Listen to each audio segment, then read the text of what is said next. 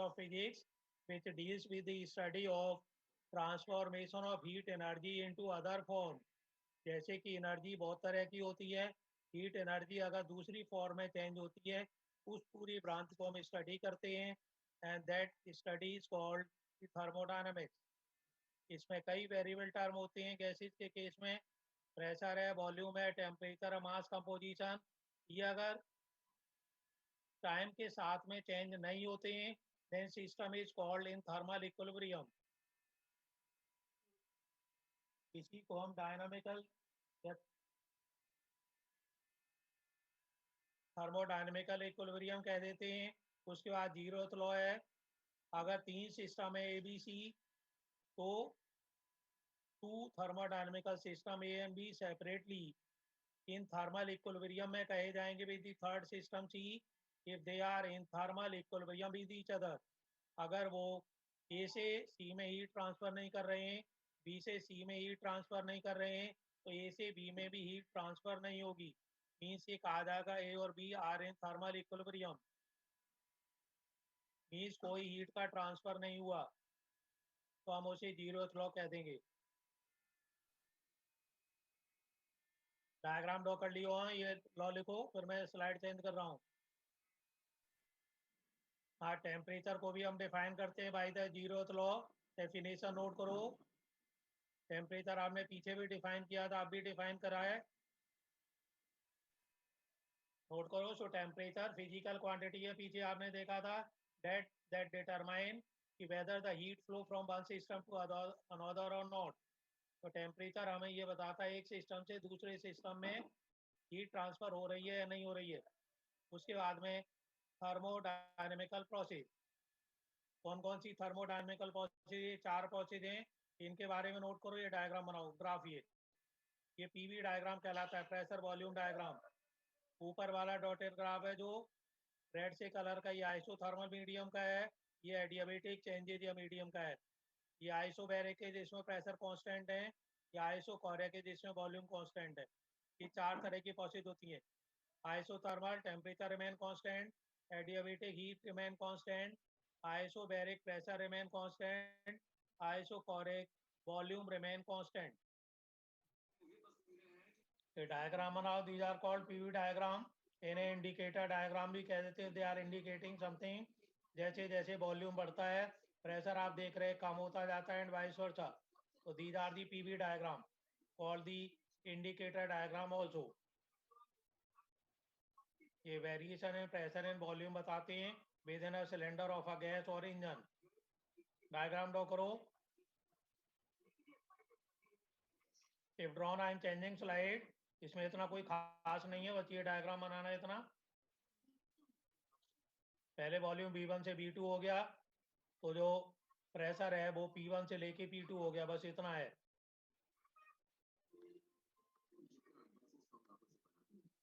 ना पहला process note करो. आइसोथर्मल प्रोसेस या isothermal change. A change in with pressure and volume of a gas without change in temperature. ये pressure volume change हो सकते हैं, टेम्परेचर अगर कांस्टेंट है. फ्री एक्सचेंज ऑफ हीट हो सकता है between the gas and surrounding, that is called isothermal change और आइसोथर्मल प्रोसेस. इसका formula PV equal to constant. Pressure बढ़ेगा, वॉल्यूम कम हो जाएगा, उनका प्रोडक्ट कांस्टेंट रहेगा. 2 कंडीशंस हैं कि जो कंटेनर हो, जो सिलेंडर हो, उसकी जो वॉल्स है परफेक्टली कंडक्टिंग हो जिससे हीट अंदर से बाहर, बाहर से अंदर जा सके. दूसरा कंप्रेशन और एक्सपेंशन की जो प्रोसेस है वो स्लो हो. ये वाला वही उसी तरह का डायग्राम बनाओ जैसे पीछे बनाया था और इसके एग्जाम्पल भी नोट कर लो. Melting process, boiling process, gas compress और expand suddenly but slowly.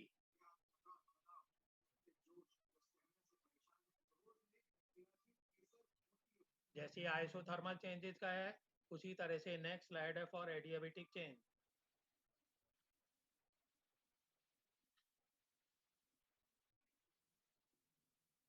Adiabatic change में हीट कंटेंट सिस्टम का कांस्टेंट रहता है टेम्परेचर में चेंज. तो प्रेशर वॉल्यूम चेंज हो सकते हैं टेम्परेचर में change, but the heat will not be change, it will be constant, not allowed to enter or escape from the system.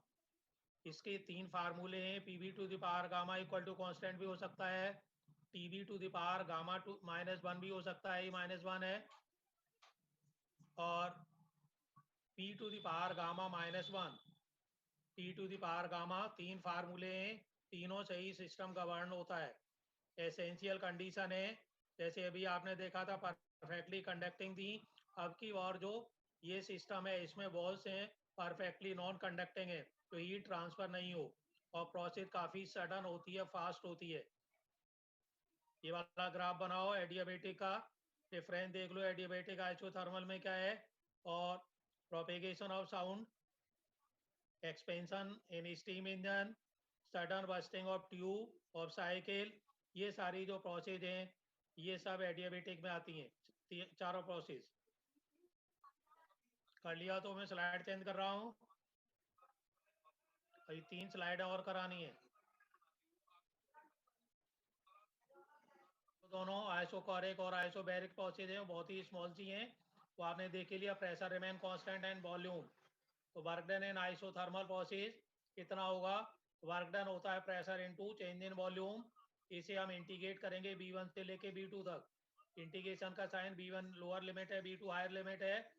अगर हम इसे P आपने देखा ही है, गैस इक्वेशन है PV इक्वल टू RT, तो P इक्वल टू हो गया RT/B। इस RT/B को हमने इंटीग्रेट करना है बस। RT कांस्टेंट हम बाहर ले लेंगे, केवल वॉल्यूम को इंटीग्रेट करना है, और ये 1/V है, क्योंकि V नीचे डिनोमिनेटर 1/B का इंटीग्रेशन होता है log V। फिर हम लिमिट ले लेंगे हायर माइनस लोअर, तो एक बार B2 आ जाएगा, एक बार B1 आ जाएगा। इनमें अगर हम लॉग का फार्मूला लगा लेंगे तो log m minus log n होता है log m/n, तो ये डिवीजन में आ जाएंगे दोनों वॉल्यूम। फिर ये जो log है ये E बेस पर है, अगर हम 10 बेस पर करेंगे, क्योंकि log टेबल जो होती है कई बेस पे होती है, जो हम देखते हैं वो बेस 10 पे होती है, तो बेस 10 पे चेंज करेंगे तो एक ये कांस्टेंट हमारा आ जाता है। तो ये फार्मूला हो गया, ये भी फार्मूला वर्क डन का, ये भी फार्मूला वर्क डन का। और अगर हीट निकालनी है तो अपॉन J और कट लेते हैं बस। अगर P1 P2 के फॉर्म में इसी फार्मूले को लिखना है तो जैसे B2/B1 है वो P1/P2 के इक्वल होता है, तो फार्मूला ये हो गया। तो ये पूरा डेरिवेशन नोट करो। ये B1 B2 change in volume है, लिखा भी है ऊपर। हीट इंजन इस चैप्टर के अब सिलेबस में नहीं है, रेफ्रिजरेटर सिलेबस में नहीं है, कार्नोट इंजन सिलेबस में नहीं है, केवल फर्स्ट लॉ थर्मोडायनेमिक्स है जो आगे इसके बाद है, और सेकंड लॉ है। अगर गैस एक्सपेंड होती है वर्क डन पॉजिटिव होता है, कंप्रेस होती है तो नेगेटिव होता है। वर्क डन इन एडियाबेटिक प्रोसेस, ये भी उसी तरह से PdB वो सारा सेम रहेगा। PV to the power gamma constant होता है, P की वैल्यू निकाल ली, रख दी और फिर इंटीग्रेशन कर लिया, तो B to the power minus gamma का इंटीग्रेशन हो जाएगा, एक पावर बढ़ जाएगी, उसी से डिवीजन हो जाएगा। इनमें ये दोनों टॉपिक इंपॉर्टेंट हैं, वर्क डन इन आइसोथर्मल और वर्क डन इन एडियाबेटिक प्रोसेस। इन्हें दोनों तैयार करोगे, फिर इनमें फर्स्ट लॉ थर्मोडायनेमिक्स है वो इंपॉर्टेंट टॉपिक है। Work done by the system is positive and work done on the system is positive, work done by the system is negative.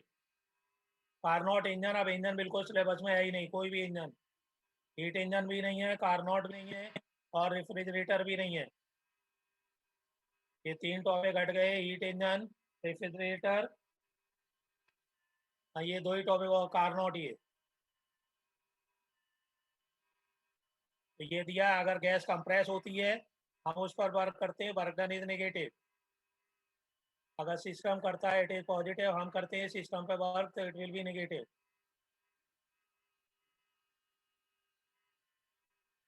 तो PdB ये वर्क डन होता है, small work done, dV change in volume है, equal to RT/B करेंगे, 1/B का half, math में integration किया होगा 1/x का, वो log x होता है, तो ये हो गया log B over the base E, limit ले ली, log B2 minus log B1 हो गया। लॉग का फार्मूला लगा लिया, log m minus log n का फार्मूला आपको पता होगा, नहीं तो साइड में नोट कर लो, log m upon n equal to log m minus log n। ऐसे ही प्रोडक्ट का होता है m into log m into n equal to log m plus log n। अगर m प्लस है तो प्रोडक्ट हो जाएगा, अगर माइनस है तो डिवीजन हो जाएगा। डिवीजन हो गया, बस यही फार्मूला आ गया। फिर इसे log 10 पे चेंज कर लिया और फिर आगे इसे P1 P2 के फॉर्म में, प्रेशर के रेशियो के फॉर्म में निकाल लिया। मेन फार्मूला यहाँ तक है।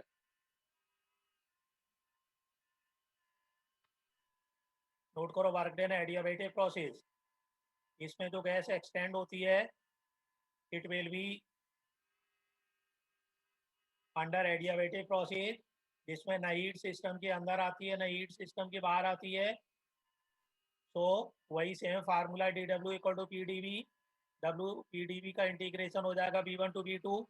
यहाँ जो फार्मूला होता है एडियाबेटिक चेंज का वो होता है PV to the power gamma equal to constant. तो P इक्वल टू ये हो गया जो यहाँ पे लिखा हुआ है, ये जो गामा है पीछे हमने बताया था CP और CV का रेशियो होता है। तो हमने इस वाली चीज़ को इंटीग्रेट करना है। तो B1 टू B2 इसे इंटीग्रेट किया, ये बाहर आ गया कांस्टेंट। इंटीग्रेशन समझ लो, पीछे बताया भी था इक्वेशन ऑफ मोशन में कि इसकी एक पावर बढ़ जाती है divided by the same power. तो ये हो जाएगा 1 माइनस गामा, ये हो गया 1 minus gamma divided by same power. Limit वही है, ये 1 माइनस गामा नीचे बाहर ले लिया तो ये हो गया B2 की पावर 1 माइनस गामा और B1 की पावर 1 माइनस गामा। के को फिर अंदर भेज दिया मल्टीप्लाई करके, तो जो के यहाँ पे था वो अंदर चला गया। अब हम के की वैल्यू रखेंगे दोनों जगह, जहाँ B2 है B2 की फॉर्म में वैल्यू रखेंगे, जहाँ B1 है B1 की फॉर्म में वैल्यू रखेंगे। तो कि ये वैल्यू हम यूज करेंगे B2 की power gamma equal to P1 V1 की पावर गामा, ये कॉन्स्टेंट है। जहाँ 1 है ये वैल्यू रखेंगे, जहाँ 2 है के की ये वैल्यू रखेंगे। अगर हम ये वैल्यू रखें, यहाँ B2 है तो हमने B2 के फॉर्म में ये वैल्यू रख दी, यहाँ B1 है B1 के फॉर्म में वैल्यू रख दी। तो ये जो इक्वेशन चेंज हो गई, ये गामा पावर है, ये 1 माइनस गामा B2 के ऊपर दोनों ऐड हो गए, गामा विल कैंसिल, वैसे यहाँ से गामा विल कैंसिल, सीधा एक्सप्रेशन आ गया 1 upon 1 minus gamma equal to ये P2 B2 बचा, ये P1 B1 बचा। और गैस इक्वेशन से P1 B1 RT1 P2 B2 RT2 होता ही है। तो ये इक्वेशन आ गई, P2 B2 की जगह RT2, P1 B1 की जगह RT1। R और हम बाहर ले लें तो सिंपल एक्सप्रेशन आ जाता R T2 माइनस T1 यहाँ बचा divided by 1 minus gamma, heat के फॉर्म में डिवाइडेड बाई J और हो जाएगा। तो इसे नोट करो, समझ लो और इसे नोट करो। कोई भी एनर्जी जो भी सिस्टम को देते हैं वो पहले तो उसका टेम्परेचर या इंटरनल एनर्जी बढ़ाती है, और जो रेस्ट ऑफ दी एनर्जी रहती है वो वर्क डन में यूज होती है। So dq will be the given energy to the system, du is internal energy, dw is work done by the rest of energy. So dq is energy given, उनमें से कुछ part internal energy बढ़ाएगा du, कुछ work done में use हो जाएगा। तो ये दो पार्ट में एनर्जी यूज होती है, ये साइन कन्वेंशन है। इसी तरह का आपका law of conservation of energy का भी है कि एनर्जी के neither be created not destroyed. तो इस वाले लॉ को हम इसी तरह से लगभग डिफाइन करते हैं, फिर भी प्रॉपर डेफिनेशन ये ग्रीन वाली है। अगर हीट हम सप्लाई करते हैं सिस्टम को, डी क्यू पॉजिटिव है, हीट खींच लेंगे ड्रॉ करेंगे, it will be negative. Gas अगर एक्सपेंड कर रही by doing the work, work done is positive, compress हो जाएगी, वर्क डन इज नेगेटिव। तो ये साइन कर में टेम्परेचर बढ़ेगा तो इंटरनल एनर्जी पॉजिटिव होगी, डिक्रीज करेंगे हीट ले लेंगे सिस्टम से, D u will be negative. तो ये आपका पूरा फर्स्ट लॉ ऑफ थर्मोडायनेमिक्स है। ये उसके साइन कन्वेंशन है कि कौन सी एनर्जी पॉजिटिव नेगेटिव लेनी है।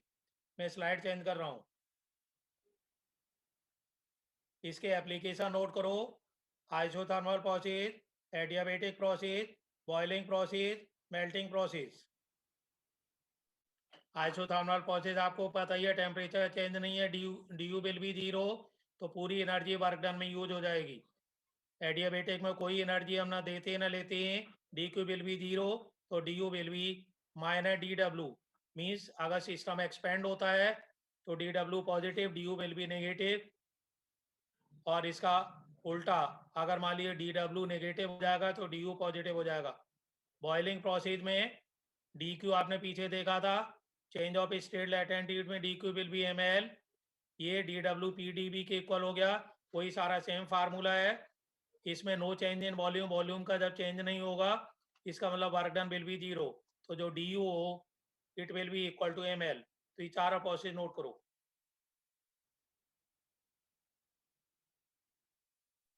हाँ ml, ये आपने पीछे देखा था dq is equal to ml, ये m मास है, l लेटेंट हीट है,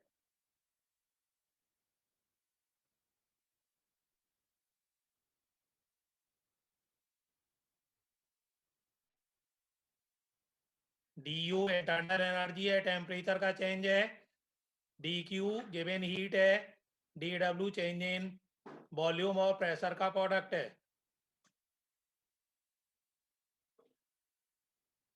जो भी हीट हम देते हैं dq लेते हैं, टेम्परेचर इंक्रीज से इंटरनल एनर्जी बढ़ती है सिस्टम की, उसे du लेते हैं, और जो वर्क डन होता है dw लेते हैं।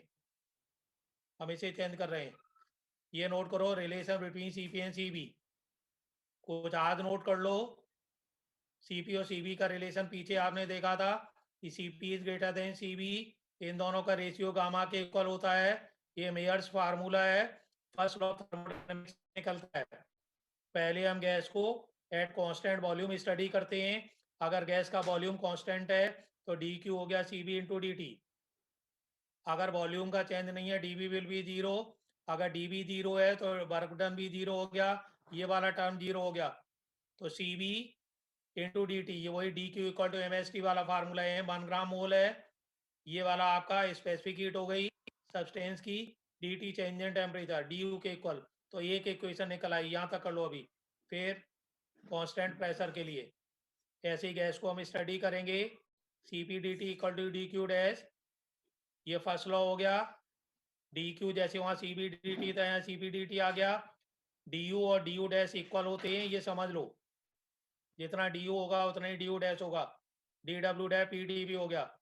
तो ये इक्वेशन आ गई आपकी, C P D T equal to, चाहे हम सी पी डी टी लिखें, चाहे हम यहाँ पर डी यू, मैंने बताया डी यू डैश और डी यू इक्वल होते हैं, जो पीछे आया था सी बी डी टी, तो c P D T equal to c b d t plus p d b. तो ये p d b equal to आ गया इसके। अगर हम पी डी बी की वैल्यू और निकाल लें तो p b equal to r t होता है, डिफ्रेंशिएट करें तो p d b equal to आ गया आर डी टी। अगर हम आर डी टी लिख लें, डी टी कैंसिल हो गया, ये रिलेशन आ गया। पूरा नोट करो।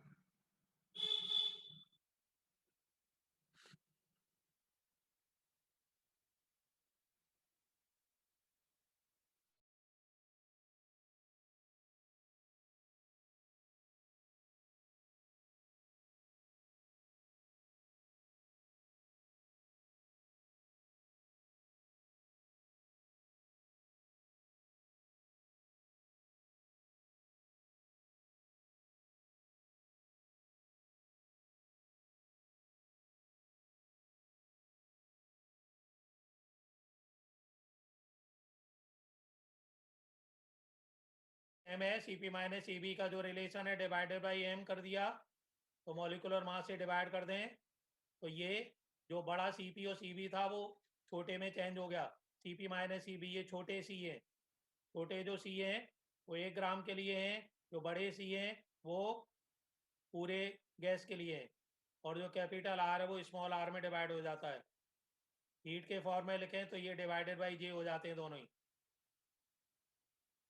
इसके बाद फर्स्ट लॉ की ये लिमिटेशन लिखो, 3 लिमिटेशन है फर्स्ट लॉ की, तो आपने देखी होंगी, ये चीज़ें इस लॉ में नहीं आई हैं कहीं। पहली है कि जैसे मूविंग कार को हम स्टॉप करें ब्रेक लगा के, तो वर्क डन जो फ्रिक्शन से होता है इज कन्वर्टेड इनटू हीट। लेकिन अगर कार को हम पानी डाल दें, कूल कर दें, तो उसे चल जाना चाहिए, चलना चाहिए, ऐसा नहीं होता है। बुलेट किसी टारगेट में जो इंसर्ट हो जाती है, काइनेटिक एनर्जी हीट एनर्जी में बदलती है। अगर हम पूरे सिस्टम को कूल कर दें तो उस बुलेट को फ्लाई बैक होना चाहिए, ऐसा नहीं होता है। First law does not give any idea about the extent of heat. आपने देखा था कुछ पार्ट इंटरनल एनर्जी में, कुछ वर्क डन में यूज होता है, ये नहीं दिया है कितना कितना पार्ट होता है, एक्सटेंट का पता नहीं होता है। It does not give any information about the source, की सोर्स वेदर हॉट बॉडी और कोल्ड बॉडी। तो ये 3 लिमिटेशन है, वो नोट करो।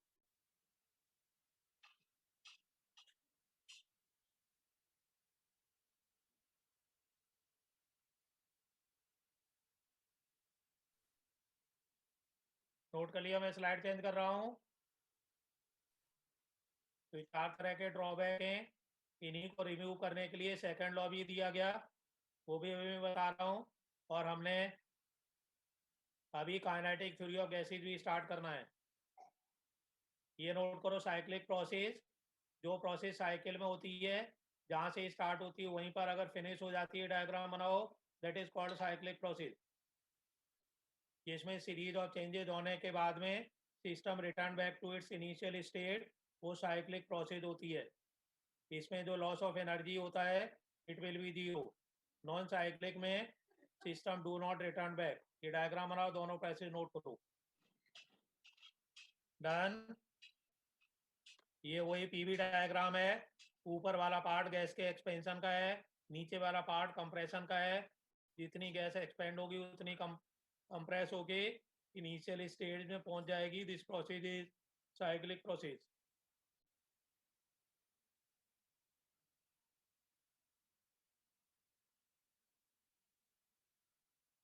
मैं स्लाइड चेंज कर रहा हूँ। ये इंजन आपके सिलेबस में नहीं है, इनका मैंने कुछ भेजा भी नहीं है। ये नोट करो, सेकंड लॉ ऑफ थर्मोडायनेमिक्स। दो स्टेटमेंट दिए, एक कैल्विन और प्लैंक ने और एक क्लासियस ने। दोनों स्टेटमेंट नोट करो। ये नेम के अकॉर्डिंग आते हैं कि राइट दी कैल्विन प्लैंक या क्लासियस स्टेटमेंट। उसके बाद रिवर्सिबल प्रोसेस आपने छोटे क्लासेज में पढ़ी होंगी, और इरिवर्सिबल प्रोसेस जो सो मेनी चेंजेस के बाद में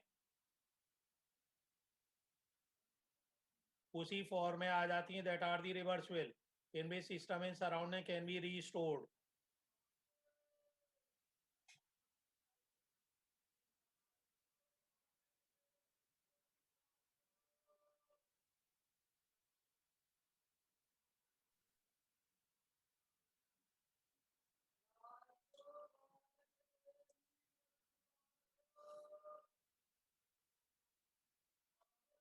इसमें न्यूमेरिकल पार्ट बहुत कम है,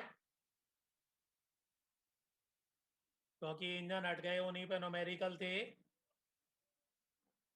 न्यूमेरिकल केवल आइसोथर्मल एडिएबेटिव प्रोसेस पे एक एक दो दो कर लेना, कर रहा हूँ। कैल्विन प्लैंक ने बताया, it is impossible to construct a heat engine which would absorb the heat from the reservoir and convert 100% heat absorbed into work। इसने कहा कि 100% हीट वर्क में कन्वर्ट नहीं हो सकती है।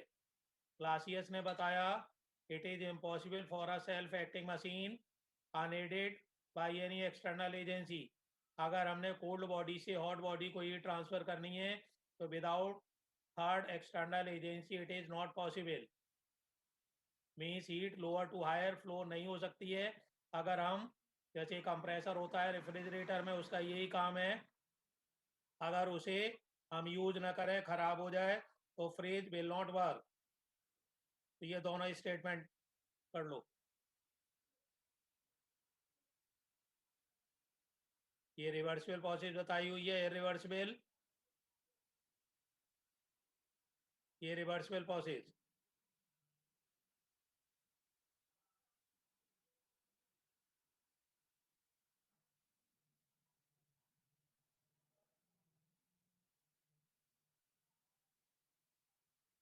नेचर की जो प्रोसेस होती है वो ज़्यादातर इरिवर्सिबल होती हैं, उनमें सिस्टम अपनी ओरिजिनल स्टेट में नहीं पहुंच पाता है।